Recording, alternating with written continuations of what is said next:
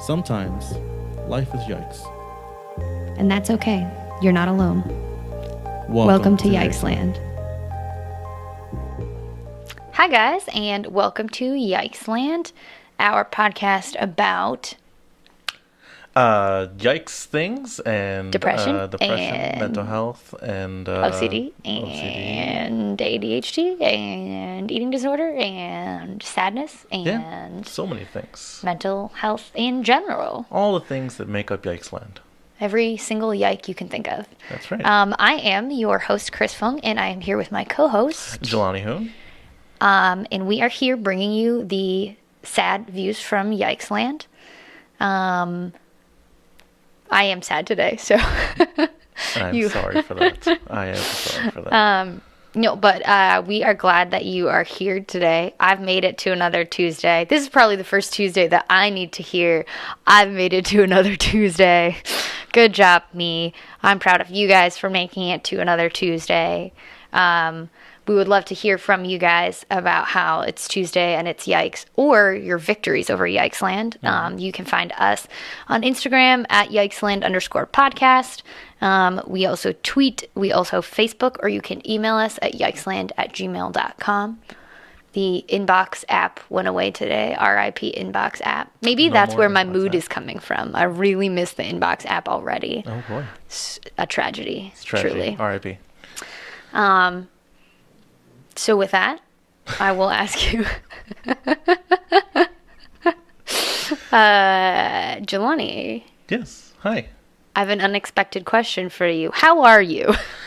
Oh, that is the $1 million question here. I mean, once again, guys, thank you for joining us on another Tuesday. Chris, thank you for being here, making it to another Tuesday. It was hard. It's been a rough week, guys. Lots of personal things happened in my life, and it set me into a kind of tizzy. I wouldn't say spiral, but it really put a damper on me when we had last talked. I said I was feeling a little bit down, a little bit sluggish on some things, just outside normal life stressors, and then some personal stuff came up, and with family, and it ended up kind of rocking me a little bit. So over the past week since the last episode, it's been kind of rough trying to get back to a normal, culpable level with everything. But I feel like I'm on my way up. I'm staying positive on everything, still trying to have the brighter outlook on stuff, and that's what that's I think that the things I've been doing, and the break glass in case of emergency depression spiral plan that I've enacted multiple times is working, and for me at least. So I think that it's helping me stay at a normal depression level, I guess, that I'm at, but I'm keeping stable is what I'm looking at here. I'm not super spiraling out, but reaching out to certain people, and it helped out a lot. So it was good. That's good. So well, I'm glad you are here on another Tuesday with us. Well, thank you. How are you doing? I am not great. Oh boy. For reasons that we will get into a little bit later with our main topic, but it was just kind of a situation where the content of the main topic made me feel like not spirally, but just like casually unhinged. Oh boy. So, when something like pulls the tablecloth out from under you, that's not the phrase. The rug. Pulls the rug out from under your eyes. Nope. Pulls the wool off of your cap. No, but one of those, like where you feel a little bit destabilized about what, because we all go about our life with like general conceptions that we think are real, like how the earth is flat. No, I'm just kidding. And we lost half of our listeners, and somehow gained some. Oh, It was weird. This is going to pivot into a flat Yikesland conspiracy theory podcast. Yikesland. It's a flat circle. But yeah, so you go about your life with like these general conceptions of like self and the world and whatever, and then when something sort of like rocks your conception, you're like, oh God, everything is so unstable and it feels weird. So I guess the content of our topic for today and the assignment from last time kind of made me feel like about things. But other than that, I've just sort of generally felt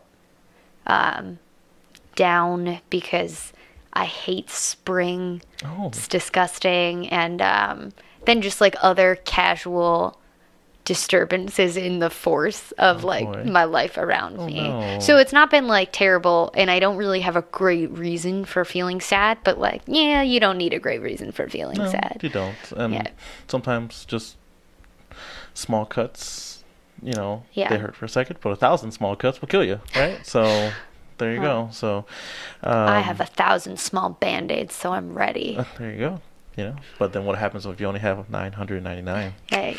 And you're shit out of luck.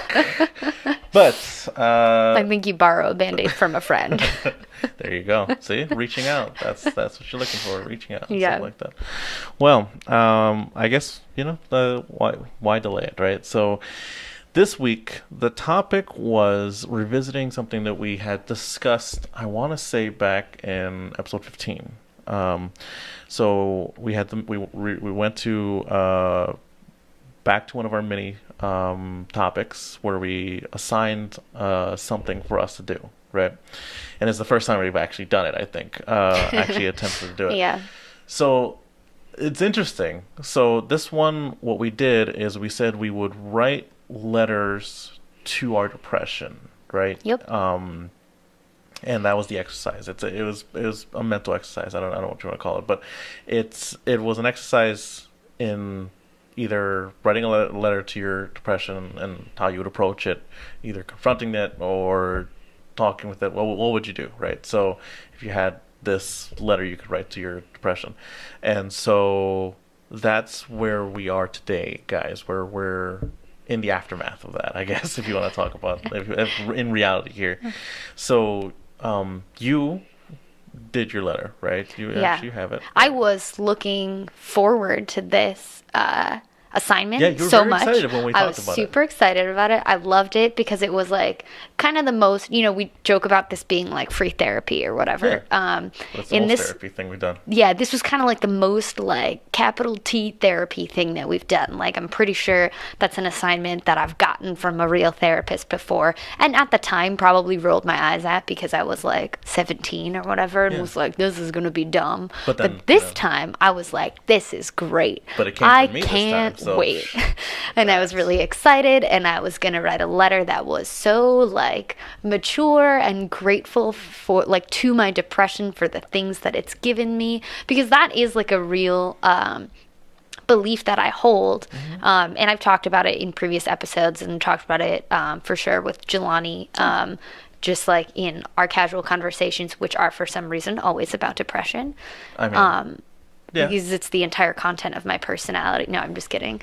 But like, I was like, okay, I'm really going to harness these very mature beliefs I have about my depression and what it's done for me rather than just what it's done to me.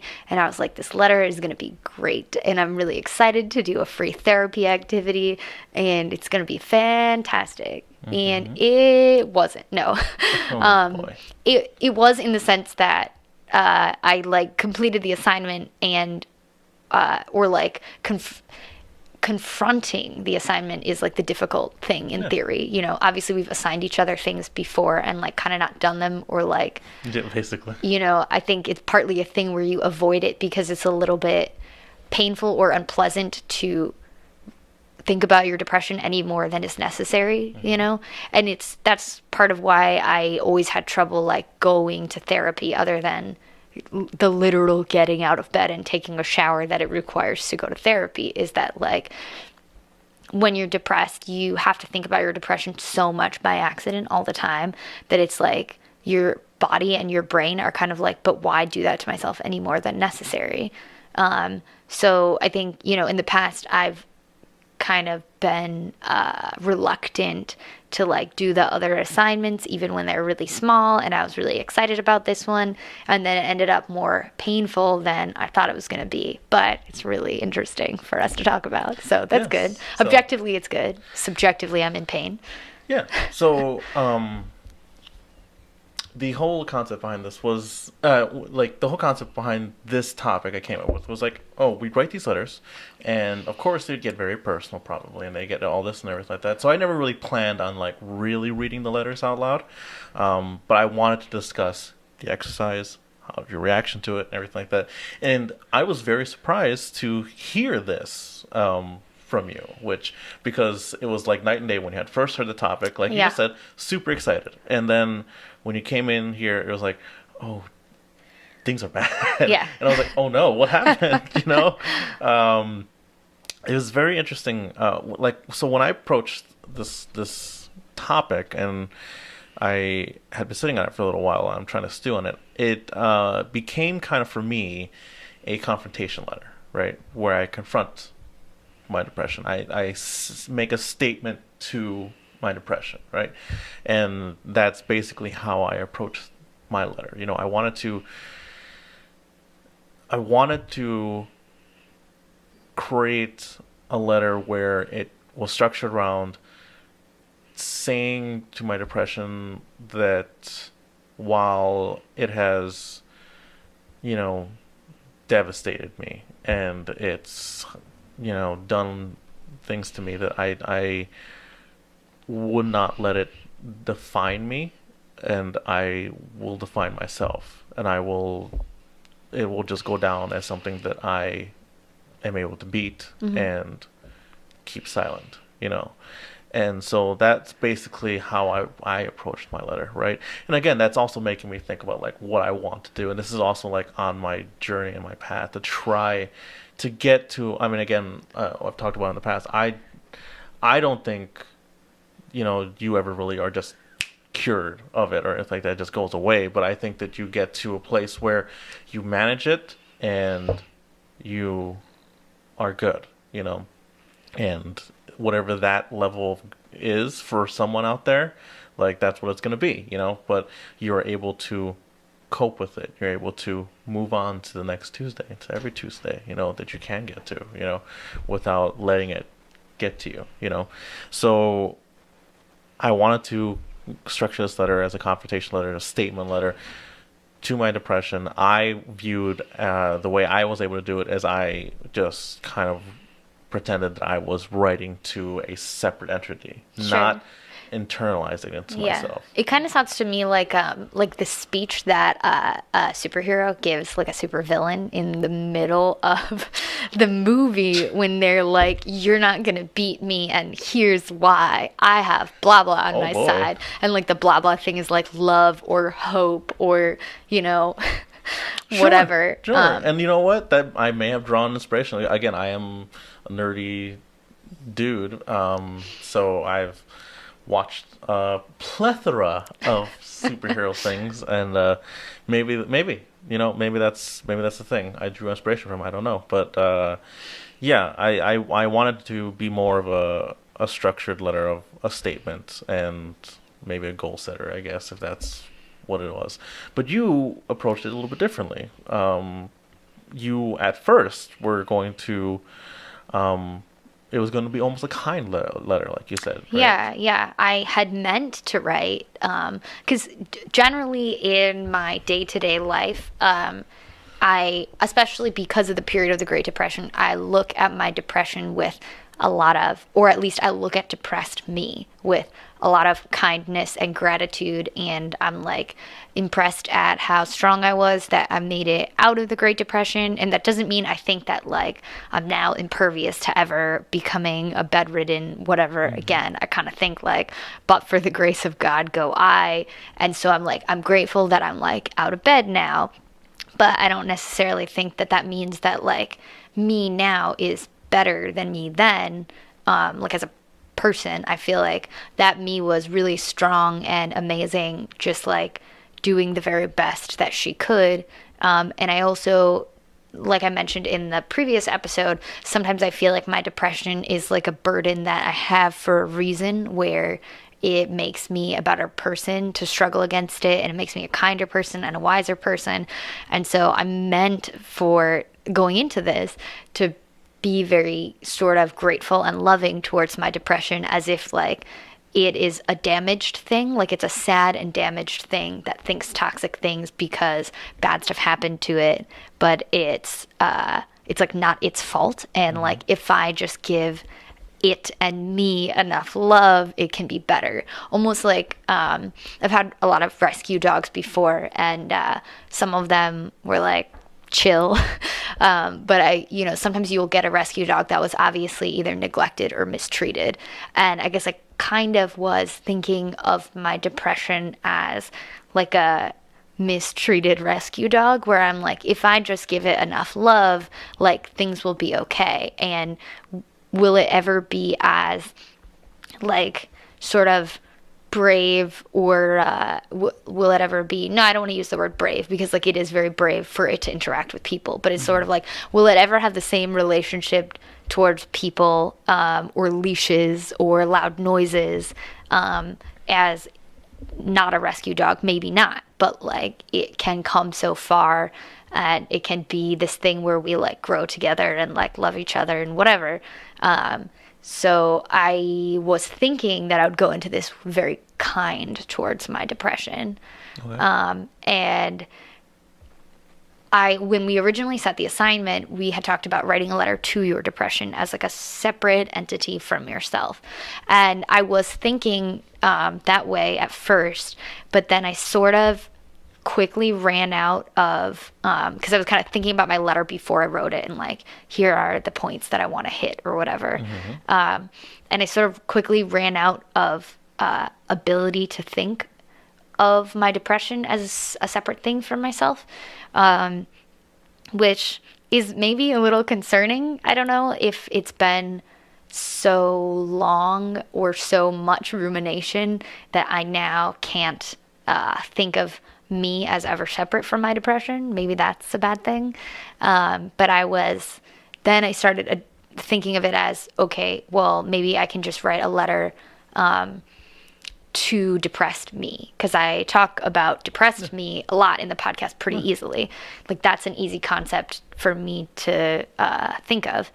And I guess maybe the problem with that is that I'm now creating two separate me's, depressed me and like regular healthy me, which is like, that sort of seems unhealthy to me, where now I've created this division where if I feel any depression things or any OCD things or whatever, if I have any of those like quote unquote disordered thoughts, then I'm now not healthy me. I'm like this other me, and feel like that is probably bad, because it's okay to have unhealthy thoughts and then still be an overall healthy person, or an overall strong person or whatever.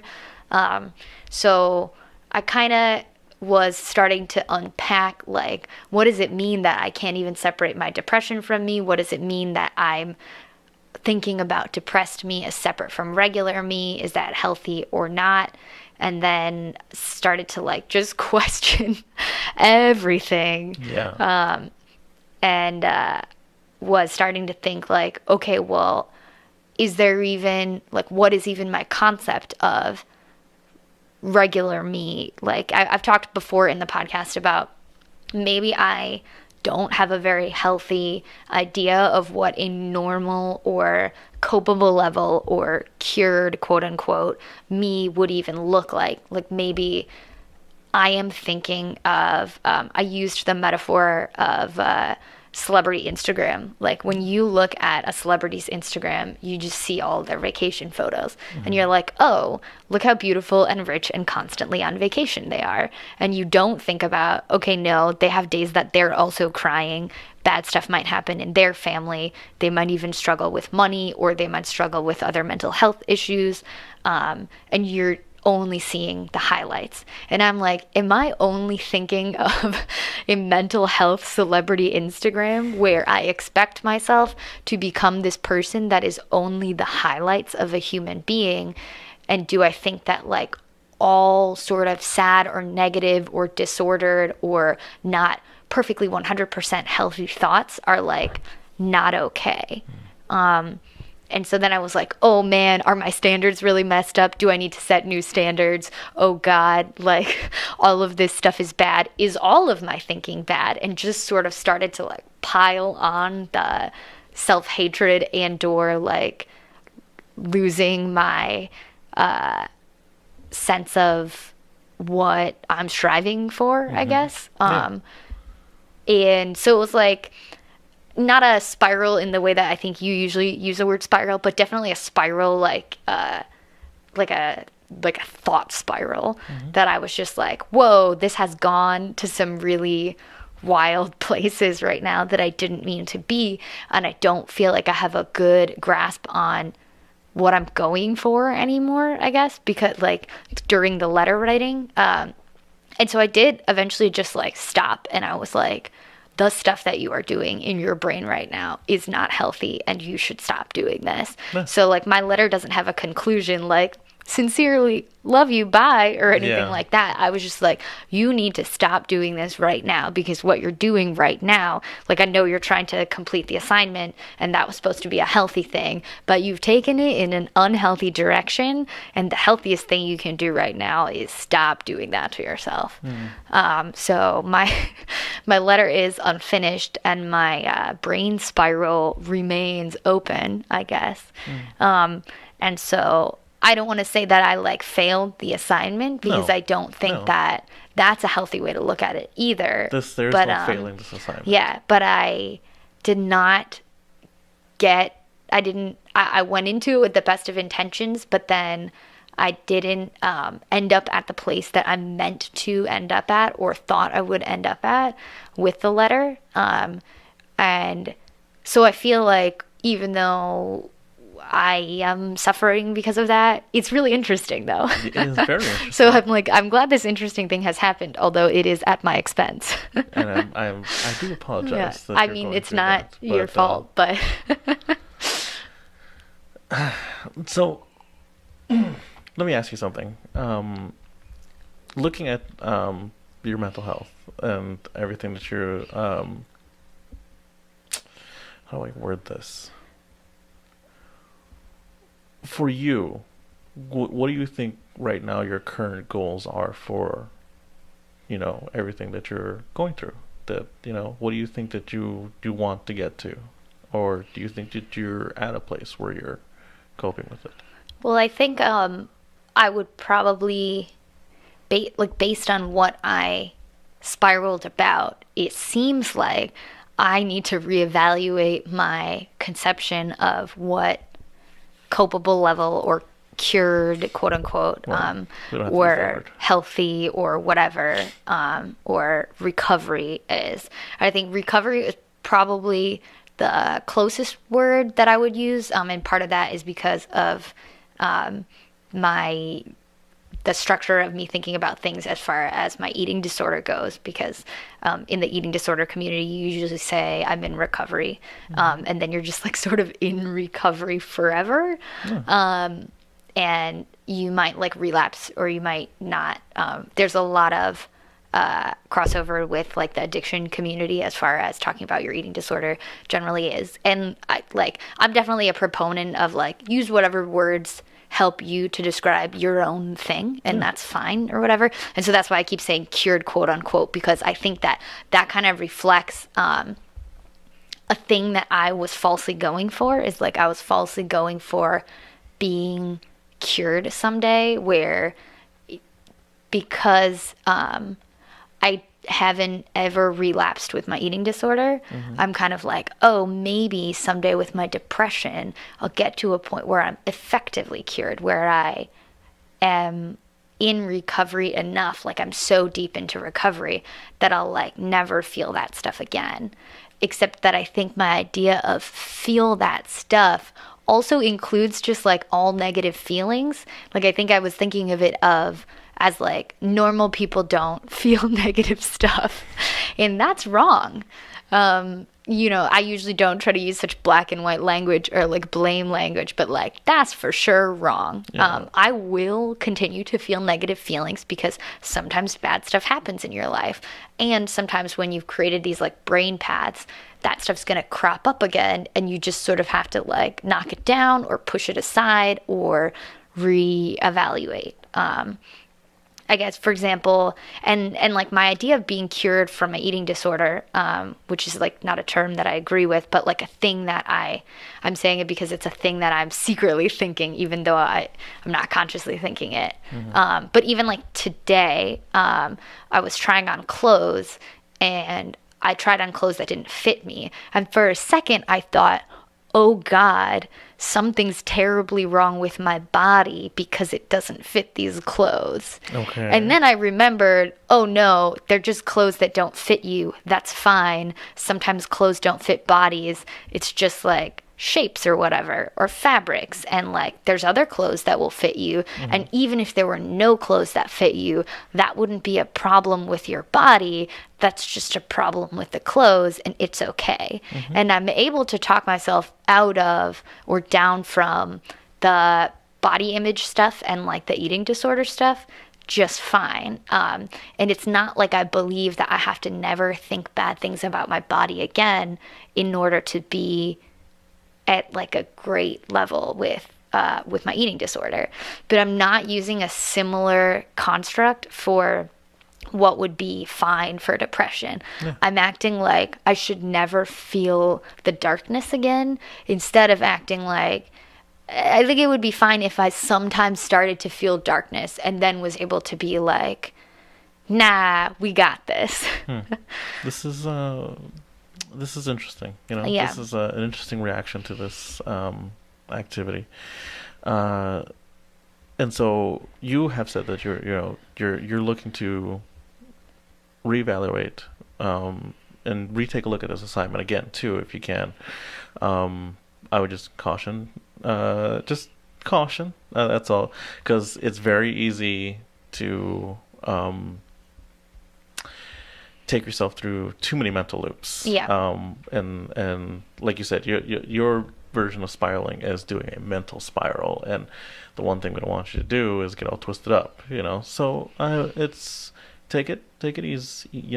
One step at a time. I mean, explore it as far as your curiosity wants to take you with it, but I would advise caution a little bit with going overboard. But it is an interesting thought when we look at it, where what is our definitions and our views on recovery, and what is our goals, and what are we looking at here, and how do we confront? Like for me, I was able to separate my depression and kind of think of it as a separate entity, fairly easy, and I'm able to view it that way. But for you, you've attached it to yourself. It's almost like it is you, and you're not able to separate between what is you use the word normal, healthy Chris, Yeah. and sad, depressed Chris, and I think a lot of these constructs that I've made for myself are toxic, or they may have served a purpose at one point. I would think that probably a lot of toxic things that we think or like thought patterns that we have at one point worked for us. Like at one point they were productive and they were there to protect us from something or get us to another spot.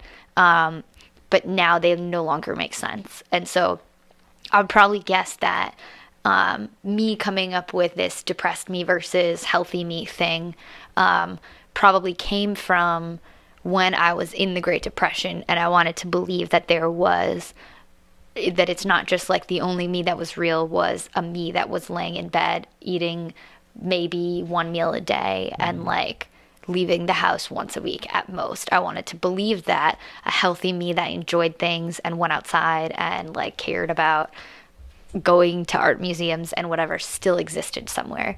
And so I think that's probably where the depressed me, healthy me dichotomy came from, was just like a self-preservation mechanism to be like, I believe I can be happy again.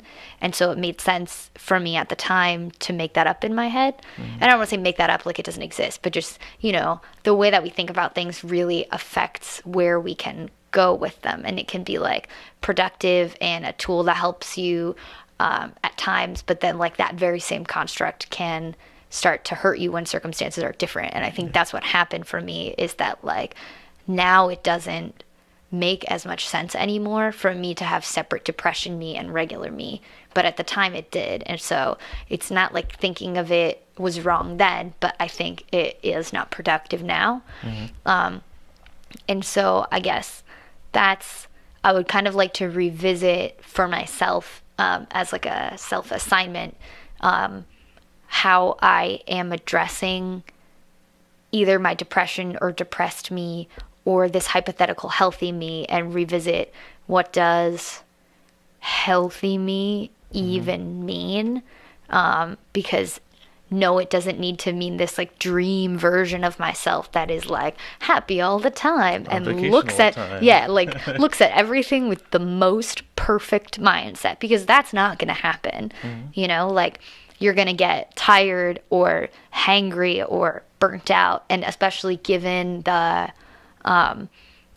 given the way that my work is structured and stuff like that, I'm going to get burnt out for sure.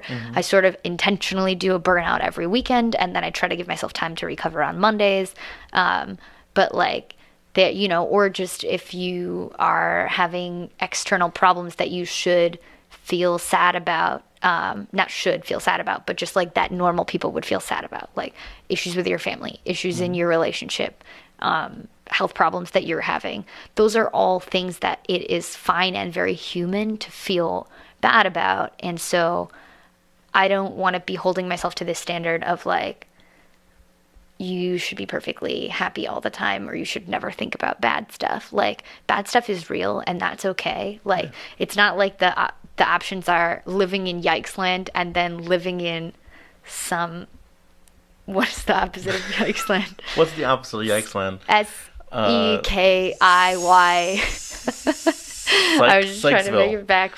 Sykesville. Yeah, it's not like the option. And then there's some other perfect land, you know? And I think that's kind of like the standard that I was holding myself to. Yeah. And so there's a lot of stuff that I want to like revisit and unpack as to the way that I've structured my thought about that, that is no longer productive for me. And that's also probably something that or a thing that I would like to address in the therapy that I said I was going to get back into this year. And I haven't yet, but there's still time. Every day is a new day. To talk about for sure with a mental health professional, so that when I'm setting up my new standard for what healthy is, I don't just like pick a different and also unhealthy standard. Okay. Yeah. Because I think that's a place where there's some stuff that I would be good at working through on my own, but that's something that like I'd like to work through with a mental health professional. Yeah, so that, you know, I'm doing, it's kind of like if you're training for a marathon, and like I'm like, well, I don't really know how to run, so I feel like I should talk to somebody who like knows how to set up healthy habits for learning how to run. Yeah, and you don't just listen to Chuck down the street who's like, run like Naruto, where he just like arms out and just, Chuck is bad at running. He's bad at running. But it's not an outcome I thought that would happen, right? Especially when I first presented this topic, but interesting nevertheless. Yeah. I hope that it leads to some positive things for you. I don't want this assignment to have made you get all twisted up in your mind and into yourself. I hope that doesn't happen. But yeah, I mean that sometimes in a controlled, like, if it's a controlled burn, then it's okay. You know what I mean? But you don't want it to be like a forest fire that you can't, that's like wild and out of control. Yeah. And I'm sort of fine with tearing down parts of myself or parts of my thought paths that are no longer constructive. But I definitely, and that's kind of why I stopped writing the letter, because I was like, you have gone into a non-constructive territory now that is harming you, and you should stop, you know. Okay. But I would hope that I can do a sort of controlled burn situation where I'm like, I think I may have become so afraid of negative feelings because of what negative feelings have done to me that now I like have a knee jerk or like a fear or a fight or flight reaction towards like any negative feeling, where it's like, no, it's okay to be sad sometimes. Everybody's sad sometimes, or everybody thinks bad things about their bodies sometimes, which for some reason is a thing that I can do and I am healthy about. But then like when it's about sadness or that thing where sometimes you can't get out of bed, like, I don't know, maybe other people just occasionally have trouble getting out of bed too, and that's okay. And that's something I never think about, because I think that there's some future perfect me that can always like springs out of bed every morning and is like, I can't wait to greet the day because I'm about to be perfect and live my perfect life. And like, maybe no. Yeah, maybe that's not what, in recovery is. Yeah. Well, I mean, yeah, I mean, checks and balances. Like, if you need me to check you, let me know. I'm here, Yeah. Yike. We all have support systems around us. Reach out. Don't keep it to yourself. If anything's happening, obviously we all make sure that, like, again, if you guys are exploring your guys's mental health issues and psyche, you want to make sure that you're not getting falling down a rabbit hole that you can't climb out of, guys. So always, again, like one of my key pieces of advice is to talk to someone, reach out, and have people there that check you. When you need to be checked, when they need to check on you, when you need someone to give you a hand or someone to just be there for support. We all have somebody around us. We all have that support system. Again, we're kind of a support system here. We're like Yikesland, the podcast here that we created. We checked each other. You checked me over the past week, so that was great, and it helps a lot. So worst thing any of us can do is do it alone. So we all have somebody and a support system, and no one is ever really alone, right? Yeah. So how do you think you're going to approach this then? Like, are you going to retry the letter? No, right? Or are you just going I think I would ultimately like to rewrite a letter. I probably won't do that immediately. I probably this is probably a thing that I'm just gonna let simmer a little bit in the back of my head for a while. That's like, okay, next time you are thinking judgmental things about yourself or the way you're approaching something or your mood, maybe just like try not to think that thing. And I'm not yet going to replace it with try to think blah blah blah. I'm just going to start with whatever judgmental thought you're having, try not to have it. Try to have no thought at all.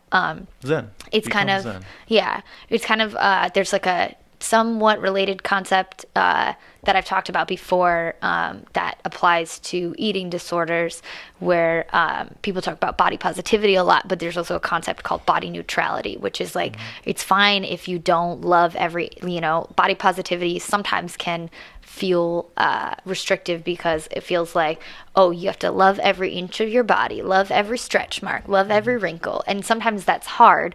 And so in reaction, this concept called body neutrality arose. That's like, it's okay to just feel like whatever about your body. Like, you don't have to think a bad thing, but you don't have to think a super loving thing. It's just body. It's just your flesh vessel or whatever. It's the construct that you're in at the moment. Yeah. And so I'm kind of going to try to think a neutrality thing, which is like, just try to not really think any judgment at all, good or bad, about the thing, like whatever direction my thoughts about my own depression or OCD or whatever are going. And I'm going to first try to think just nothing, because I don't really know what. I think that I definitely need to rethink whatever person it is that I'm trying to become as far as level of happiness. Because I think that I've obviously come up with a future perfect person that doesn't make sense. But I don't know what to replace that with. And I don't want to replace it with like some other harmful model immediately, just in an effort to like grasp at a different model. You don't want to just jump out. So yeah, I think first steps for me are just going to be try to think nothing about it. Like whatever thought I have, think the thought for a second and then let it pass through me, and don't think that thing anymore. Just think about something else. Think about a cool movie. Think about a dog, whatever, And ultimately, I would like to try to rewrite the letter in the way that I had originally intended, which was like grateful and loving and thankful and like, oh, depression, you're a challenge, but you've taught me so much, I would ultimately like to rewrite that and revisit that, because those are beliefs that I hold very strongly. It's just like not the beliefs that somehow came to the top of my mind when I started trying to do this. And then I would also like to rebuild a healthier model of what it is that I'm trying to go for as far as this hypothetical recovered Christina. But that's going to take a while for sure. Yeah, again, anybody's road to any type of recovery is a long one, and it's never easy, and it's paved with ups and downs, and we just want to make sure that everyone, doesn't lose themselves on the way there, So again, we want everyone to make it to every Tuesday. Yep. That's the goal of the podcast. Just want you to be here, not here watching the podcast always, but if you are, great, that's wonderful. But we want you in the world with us, because, without you guys every Tuesday, it makes it less of a world, and that's something we don't want, So I do hope that things turn out, and we'll see how it goes over the next week. By the time we get to the next episode, hopefully we'll hear more about it. And, I have been contemplating whether or not I was going to read my letter this entire time. I think I'm going to read the letter. All right, okay. So I'm going to read the letter. So give me a second as I pull it up. I typed it out. It was easier, guys. Who writes anymore, guys? All right, so it's short, but it's what I wanted to say. It's just more of a statement, but here we go. So to my depression, as much as being with you has led me to find wonderful people in my life, you're like gravity, pulling me down, and sometimes it just takes a little push to knock me over, and kind of like my storm, lulling me in, and having lived with you so long, I've grown almost accustomed to the storm, but it's all a lie. You are an ugly monster that's inside me. You've hollowed out what's inside my chest with lies whispered to me from my own psyche, pushed me down, and you've taken me to the darkest of the darks, forced me away from what and who I love, and just devastating my self-worth. But even with all of that, all of you've done, you will not define me. I will not let it be. I will claw and drag myself up every time. I will not stop fighting. As a goal, I have this. You've altered my life, but I will not allow you to be known as me. You will be known as what I beat. You will not define me. I define me. That's my letter. Thank you I for don't sharing that with us. I don't know if that like made sense, but that's my short and sweet letter to my depression, and wrote that out. I had many rewrites over the past week, so I don't know. Were they all sort of relatively the same tone? No, actually, no. That's There interesting. was multiple ones. There was some where I spewed hatred towards it. Especially depending on my mood, because throughout since the last episode, like I said, there was some personal stuff that came up, and I kind of went down kind of a mini spiral where I was in a very dark place, and very sad. But it kind of it leveled out to this letter here. I don't me reading my letter. What did it seem like to you? Where did it land? Is it what kind of letter is that? Is it a statement like I'm saying? I don't really know. No, I mean, I think what I would say before what I would say again what I said before, which is that to some extent it does read a little bit like a something from a superhero movie. I'm gonna write You know, superhero comics, because guys. That's all I'm gonna do. it's obviously there is there's a lot of sense of like you fighting your demons and all of the I guess like backstory that comes with the concept of demons, you know. And there is this idea of your determination to rise above kind of your past and like the things that are pulling you down. And I think it's interesting that it's very different from the letter that I had intended to write to my depression, which was almost this like embrace of my depression and everything it had given to me. Although you did touch on a little bit of gratitude to your depression in your opening line because you were talking about the people that your depression has brought you. Yeah, I mean, again, my journey have led me to where I am. I mean, it would have been totally different if I didn't have what I have, you know. So I decided to put that in there. Yeah. So, But I'm interested just in the idea of the different ways that you looked at your depression over the course of the week that you were writing this, and yeah, there were moments where again I just spewed hatred for. It was almost like a blame letter, like this, you've forced me to this is what you've destroy done my to me. life, Yeah. and this you've done this, and there were some where I was like, that's not what I'm trying to go for, and there were some where I landed on something more of like embracing it a little bit Yeah. more, but I thought in my mind, and this is just in my thinking, I thought at that time when I was writing a letter that had more embraced it, I thought that may have led me to go down the road of just embracing it, and instead of trying to get away from it to the road to recovery. And so I wanted something a little bit different. And so the amalgamation of this letter, where it opened with the sort of gratefulness of it, but leading to the statement of what I wanted to say to it, is what the final outcome came to be. And so, yeah, there were moments where I was like, "Oh, I hate you," and this and that. Like it constantly changed, and so it ebbed and flowed. And I landed on this, and I think it's probably the better of the ones I've did. So, that's where I landed. So that's Yeah. my letter. I don't expect everyone to share the letter, but I felt like why not? I did it, and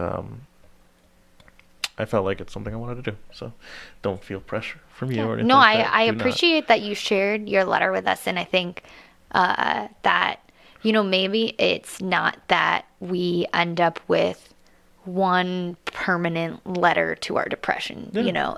In terms of the concept of the letter to our depression, like Exactly. maybe it's okay that there's gonna be so many different ways that we end up looking at our depression because they're all true. It's done bad things to us and it's done good things for us, and it can become a part of who we are, but it isn't who we are. But then I like some of the things that it has made me, you know? And that's, I guess, where I get the like superhero villain thing, because a lot of times you'll see a lot of heroes and villains that are defined by their struggle against each other. Yeah. Very true. And and it's not necessarily a bad thing that you are defined by your struggle against something. You know, it can be, but it isn't necessarily. And it's like, I kind of just feel like all things are true in this situation. And all of the letters that you wrote are valid. And the one that you ended up writing is maybe closest to the sort of aspiration of how you would like to be looking at your depression moving forward for this part of your life. But like, that's just why I asked about your previous letters, because I think those are valid ways to think about your depression too. And it's like, I don't know, it's all true and it's all really interesting to me. And even the path that I took, where I meant to write one letter and then ended up in a bad place and just stopped, is also really interesting. I think the ways that we think about depression and our mental health and whatever struggles that we have a big impact on how we struggle against them or don't struggle against them. And it's not that you're necessarily wrong in looking at it whatever way that you're looking at it, but I guess for me it's like I'm trying to figure out what is the way to look at it that is the most productive or the least harmful for me, where it's not a blame game, but it's also like, it's like you said, you were afraid to embrace it too much because you didn't want to just become then complacent towards it. So I love situations where there's so many truths that are true at once. Yeah, so it's a very, I mean, it's a very gray subject. There's different shades to it, it's very interesting. So, well, this is a great topic, I think. But Chris, I think we're out of time. Why don't you take us home? Well, thanks for being here with us, guys. Thanks for listening. It's another great Tuesday just because you are here with us. I appreciate the opportunity to kind of be like, this was an extra vulnerable episode for me, I think. And I went into it afraid because I knew that I was going to kind of feel messy about it, if that makes sense. But then I also love feeling messy in a very public way. Because I think it's when we are most vulnerable that we are also the strongest. So I sort of like being, or like putting that mess, like laying that mess out on the table for everyone. And so this was a really fun episode for me, even though it was also not fun. And I appreciate you guys being here for that. And I appreciate the assignment. We would love to hear from you guys, your thoughts on the assignment, your thoughts about other letters that we can write or assignments that we can have, or if you did the assignment too, how that went for you. You can reach us at yikesland@gmail.com. You can also see our announcements of new episodes on our Instagram at yikesland_podcast, or find us on Twitter or Facebook.